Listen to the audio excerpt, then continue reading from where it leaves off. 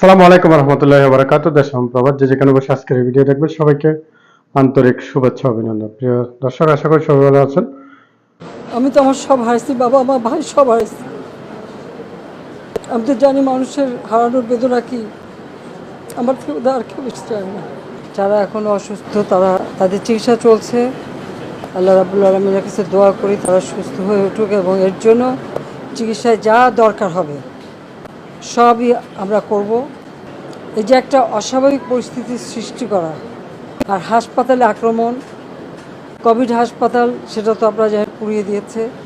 ডিজির office, আমাদের চিকিৎসার যেখানে মানুষের সেবা সেখানেও আঘাত হানা, এর থেকে আর জঘন্য কাজ আর কিছু হয় না। আর এতগুলি মানুষ, আমি তো আমার সব হারাইছি, বাবা আমার ভাই সব হারাইছি। আমি তো জানি মানুষের হারানোর বেদনা কি, আমার থেকে আর কেউ বেশি চায় না।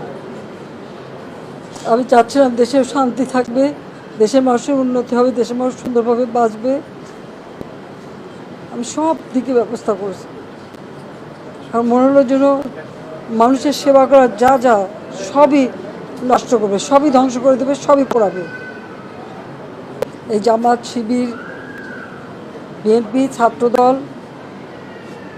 তারা এই সুযোগটা নিয়ে, কোটা আন্দোলনের সুযোগটা নিয়ে সারা দেশব্যাপী এই ধ্বংসাত্মক কাজ করে যাচ্ছে। এদের মধ্যে কোনো মনুষ্যত্ব বোধ নেই, দেশের প্রতি কোনো মায়া মমতা নেই, দেশের প্রতি কোনো দায়িত্ববোধ নেই। আর মানুষকে মানুষ হিসেবেই গণ্য করে না। কারণ আমি নিজেই তো কতবার আমাকে মারার চেষ্টা করেছে, তারপরেও আমি সব কিছু ভুলে, সেই শোকদাতা বাবা মা ভাই হারানোর শোক, নিজের উপর এতবার আঘাত, সব কিছু মোকাবেলা করে আমি দেশের জন্য কাজ করে যাচ্ছিলাম যে মানুষ যেন ভালো থাকে। কিন্তু সেইখানে এমন একটা পরিস্থিতি সৃষ্টি করা আর তারপরে এই মানুষগুলির উপর হামলা করা, মানুষের সেবা করার প্রতিষ্ঠানগুলি ধ্বংস হয়, এর থেকে কষ্টের আর কিছু হয় না। আমি আবারও বলবো যে দেশবাসীকেই বলবো, যারা এই ধরনের জঘন্য কাজ করে, কোথায় কী আছে খুঁজে বের করা, তাদের উপযুক্ত শাস্তি দেওয়া, যেন আর কখনো এই দেশের মানুষের জীবনে কেউ ছিনিমিনি খেলতে না পারে, যেটা আমি কখনো চাইনি। এইভাবে মানুষ আপনজন হারাবে, এইভাবে মৃত্যু মিছিল হবে, এটা আমি কখনো চাই না। কিন্তু আজকে বাংলাদেশে সেটাই করলো। সেই 71 সালের কথা মনে পড়ে, 2013-তে 3800 মানুষ, এবং মানুষকে পোড়ানো, মেরে ফেলা। আবার 14-তে সেই একই, 23-এর 28 অক্টোবর পুলিশকে যেভাবে মেরেছিল, এবারও সেই পুলিশ মারা না, শুধু মেরে লাশ ঝুলিয়ে রাখা।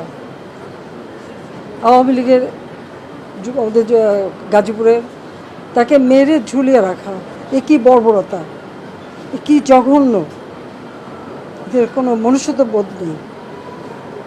আমি ডাক্তারদের ধন্যবাদ জানাই এবং প্রত্যেকটা হাসপাতালে যেখানেই রুগী গেছে, রুগী নেওয়াও তো মুশকিল ছিল, কারণ তাদের কি শাটডাউন,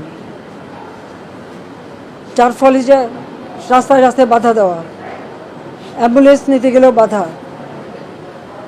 সময় মতো চিকিৎসা করতেও দেবে না। আমার প্রশ্ন যে এতে কী অর্জনটা কী হলো? কতগুলি মানুষের জীবন চলে গেল, কতগুলি পরিবার তাদের ক্ষতি হলো, আর যারা হয়তো তাদের তো আমি দেখেই গেলাম। তো আমি এটুকু বলতে পারি যে আমরা চিকিৎসার জন্য যা যা প্রয়োজন সরকার করে যাচ্ছে এবং করবে। চিকিৎসা শেষে তাদেরকে অন্তত তাদের আয় রুজির ব্যবস্থা যাতে হয় সেটাও আমরা করব। কাজে আমি মানুষকে মানুষ হিসেবে দেখি, এখানে দল মত নির্বিশেষে সকলের জন্যই আমি কাজ করি। আমি যা করি সব মানুষের জন্যই করি। আমি এখানে কোনো এটা চিন্তা করি না কে আমার সমর্থন দেয় না দেয়, সেটা আমি চিন্তা করি না। কারণ আমি জাতির পিতা বঙ্গবন্ধু শেখ মুজিবের কন্যা। মানুষ আমাকে ভোট দিয়ে প্রধানমন্ত্রী করছে তাদের সেবা করতে, সেভাবেই আমি সেবা করি। কিন্তু আমি দেশের মানুষ এবং আন্তর্জাতিক ক্ষেত্রে সবাইকে আহ্বান করব যে এই যে বর্বরতা, এই যে সন্ত্রাস, জঙ্গি এবং মানুষের হত্যা, এটা তো সম্পূর্ণ জঙ্গি কাজ। এত হাত কাটা, রক কাটা, পা কাটা, আমাদের ছাত্রলীগের ছেলেদের খালি চট্টগ্রামে সেই 6 তলা থেকে ফেলে দেওয়া, তাদের রক কেটে দেওয়া, পড়ে যাওয়ার পরেও তাদের উপর হামলা, এ কোন ধরনের বর্বরতা? আমি আমার দেশবাসীর কাছেই আমি এটুকু বলবো যে তাদেরই এই যারা অপরাধী খুঁজে বের করে দিতে হবে এবং সকলে ঐক্যবদ্ধ হতে হবে এই বর্বরতার বিরুদ্ধে আর এই ধরনের জঘন্য ঘটনার বিরুদ্ধে। আমরা তো সব দাবি মেনেই নিয়েছি, তারপরে আবার কেন? সেটাই আমার প্রশ্ন। এটিকে এই জঙ্গিবাদকে সুযোগ করে দেওয়ার জন্য? আল্লাহ রাব্বুল আলামিন এই দেশের মানুষকে সহায়তা দেন, সেটাই আমি চাই। আর যারা আছে তা আহত, আরও হাসপাতাল আছে, আমি একে একে সব জায়গায় যাব।